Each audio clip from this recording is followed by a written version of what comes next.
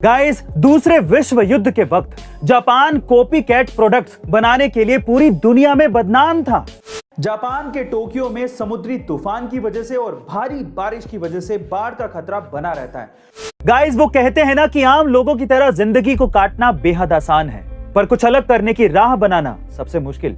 और इसी मुश्किल राह पर चलकर सूफिया ने वो कर दिखाया है जिसकी लोगों को कल्पना तक नहीं थी। दोस्तों, अगर आपसे पूछा जाए कि दुनिया में सबसे अमीर शख्स कौन है, तो आपकी जुबान पर सबसे पहला नाम आएगा एलन मस्क का, क्योंकि दुनिया की तमाम रिपोर्ट यही मानती है, लेकिन खुद एलन मस्क ये नहीं मानते। गाइस, दूसरे विश्व युद्ध के वक्त जापान कॉपी कैट प्रोडक्ट्स बनाने के लिए पूरी दुनिया में बदनाम था, और तब मोटिया अकियो नाम के एक जापानी शख्स ने जापान में सोनी कंपनी की स्थापना की।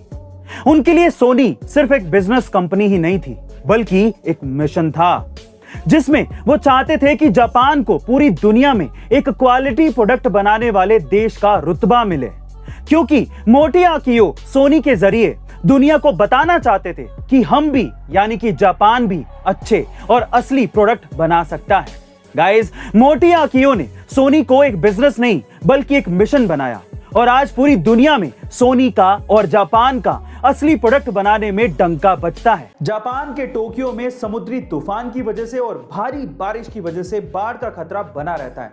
2006 के पहले तक तो बाढ़ की वजह से जापान के टोक्यो को काफी जानमाल का नुकसान होता आया था, लेकिन 2006 में टोक्यो ने अंडरग्राउंड बहुत बड़े बड़े चैम्बर्स बनवाए, जिनकी डायमीटर 30 मीटर तक थी और जिनकी डीपनेस 70 मीटर तक थी।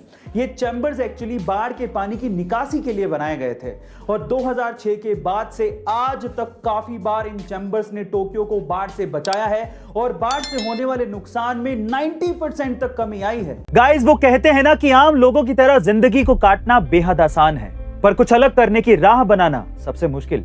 और इसी मुश्किल राह पर चलकर सूफिया ने वो कर दिखाया है जिसकी लोगों को कल्पना तक नहीं थी। जी हाँ गाइस, सूफिया ने कश्मीर से कन्याकुमारी तक 6000 किलोमीटर की दौड़ को 110 दिन में पूरा करके इतिहास रच दिया है।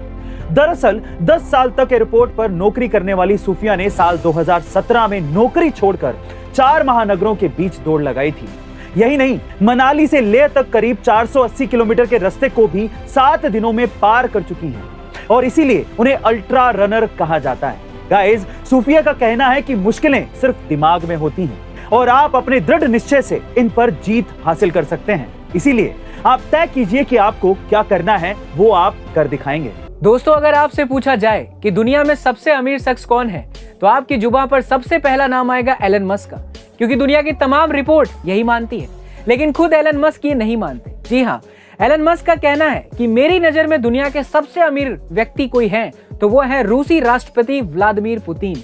ये सिर्फ एलन मस्क नहीं कह रहे, बल्कि अमेरिकन गवर्नमेंट भी यही बात मानती है कि पुतिन का रशिया में 20 साल से सत्ता में होना और लगातार उनकी संपत्ति को छुपाया जाना, ये साफ तौर पर इशारा करता है कि वो दुनिया के सबसे अमीर व्यक्ति हैं, और ये सब पैसा उनके पास करप्शन से आया है। बहरहाल, उसमें दो चीजें हैं, या तो अमेरिका और एलन मस्क का ये स्टेटमेंट रशिया की जनता को पुतिन के खिलाफ भड़काए जाने के लिए है, या तो फिर सच में पुतिन दुनिया के सबसे अमीर इंसान है। दोस्तों, आपका क्या ख्याल है इस बारे में, हमें कमेंट सेक्शन में लिखना मत भूलिएगा, और ऐसे ही अमेजिंग इंटरेस्टिंग वीडियोस के लिए हमें लाइक शेयर सब्सक्राइब करना ना भूलें। मिलते हैं अगले वीडियो में।